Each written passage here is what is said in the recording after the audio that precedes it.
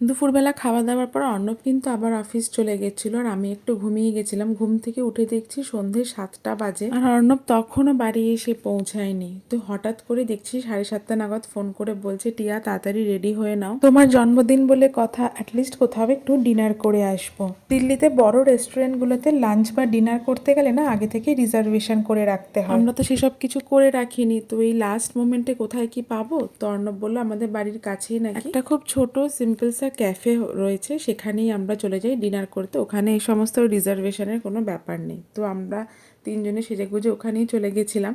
সত্যি কথা বলতে ক্যাফেটা দেখতে একদম সিম্পল ছিমছাম হলেও ভেতরে অ্যাম্বিয়েন্সটাও খুব সাধারণ, হলেও খাবার এত টেস্টি ছিল যে কি বলবো।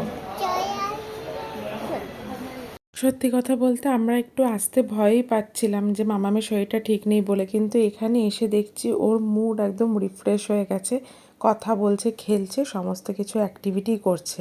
লাস্ট মোমেন্টে তিনজন যে একসাথে আসতে পেরেছি এটাই অনেক বড় ব্যাপার। তুই কি খাস না বল, কি খাস না বল, তুই কি খাস না বল। আমার মেনু পড়ছে, মেনু।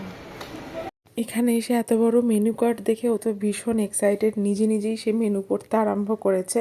আমাদের সিলেক্ট করে দেওয়া মেনুর ওপর ওর আর কি খুব একটা ভরসা নেই বলেই বুঝলাম। এই টাইমটাতে আসলে দিল্লিতে ওয়েদারটা চেঞ্জ হয়, তো গরম থেকে ঠান্ডাটা পড়তে আরম্ভ করে, তাই প্রত্যেকটা বাচ্চাই অসুস্থ হতে আরম্ভ করে।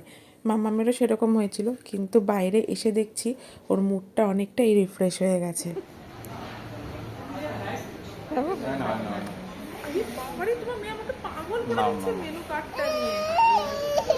হ্যাঁ হ্যাঁ হ্যাঁ, নিচ্ছি নিচ্ছি নিচ্ছি। আসবে হয়ে গেছে, আসবে। খাবার তো এখানে অর্ডার করে দিয়েছিলাম। মামামের জন্য 2টো প্লেন রুটি অর্ডার করেছিলাম, আমাদের chicken lababdar chilli chicken order করেছিলাম।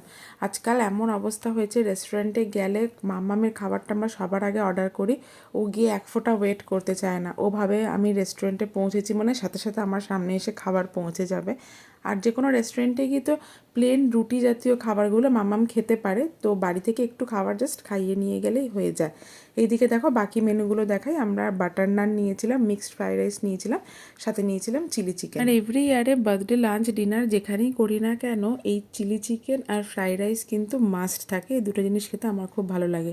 তোমাদেরকে বাইরে ক্যাফের অ্যাম্বিয়েন্সটা একটু দেখিয়ে দিলাম, আর ব্যাস এইভাবে আজকে আমার জন্মদিনের রাতটা অতিবাহিত করলাম। মাঝে মাঝে এই সিম্পল জিনিসগুলোই না জীবনে অনেক বড় বড় দাগ কেটে রেখে যায়।